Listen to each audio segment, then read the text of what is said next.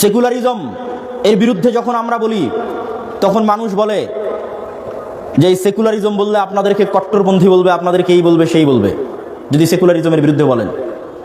আমি বলি আপনি আপনার আশেপাশের পৃথিবীর দিকে তাকিয়ে দেখেন, আপনার আশেপাশের দুনিয়ার দিকে তাকিয়ে দেখেন, আপনি পার্শ্ববর্তী দেশ ভারতের দিকে তাকিয়ে দেখেন, আপনি এখান থেকে 1000 কিলোমিটার দূরে অবস্থিত দেশ ইসরায়েলের দিকে তাকিয়ে দেখেন।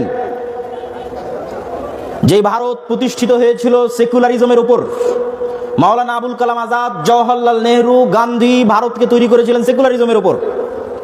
সেই ভারত আজকে কট্টর ডানপন্থী হিন্দুত্ববাদী আদর্শে বিশ্বাসী। তার মানে ভারত সেকুলারিজমের 2 পয়সা দাম দেয় না।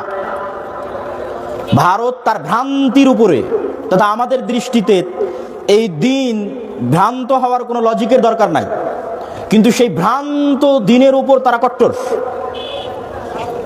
হাজার হাজার মুসলমানকে গুজরাটে হত্যা করেও 10 বছর যাবৎ প্রধানমন্ত্রী থাকাতে পৃথিবীর কাউকে পরোয়া করে না। আপনি ইসরায়েলের দিকে দেখেন, ইসরায়েল সেকুলার নয়, ইসরায়েল কট্টর জায়নিস্ট ইহুদিবাদী দেশ। সিরিয়া বিজয়ের পর 500-র অধিক সিরিয়ার জায়গায় বিমান হামলা চালাতে ইসরায়েল পৃথিবীর কোনো দেশের অনুমতি নেয়নি, পরোয়া করে না। সে সেকুলারিজমে বিশ্বাস করে না, সে তার ভ্রান্তির উপরেও তার দিনের উপর কট্টর।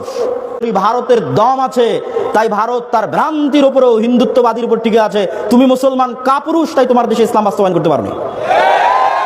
তুমি যদি বলো যে আমি ভারতের চেয়ে শক্তিশালী, ভারতের মতো সাহসী, হাসাহাসি ঠাট্টা করতে চাও, তাহলে ভারতের মতো দম দেখাও, বাংলার মাটিতে রাষ্ট্রীয়ভাবে ইসলাম প্রতিষ্ঠা করে দম দেখাও।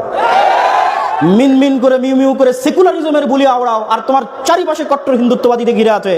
এই সেকুলারিজমের বুলি আউড়িয়ে তোমার স্বাধীনতা রক্ষা হবে না। আমি আব্দুল্লাহ বিন আব্দুর রাজ্জাক বলে গেলাম। তুমি যদি স্বাধীন হতে চাও, তারা যদি ভ্রান্তির উপর কট্টর হতে পারে, তোমাকে তোমার হকের উপর কট্টর হতে হবে।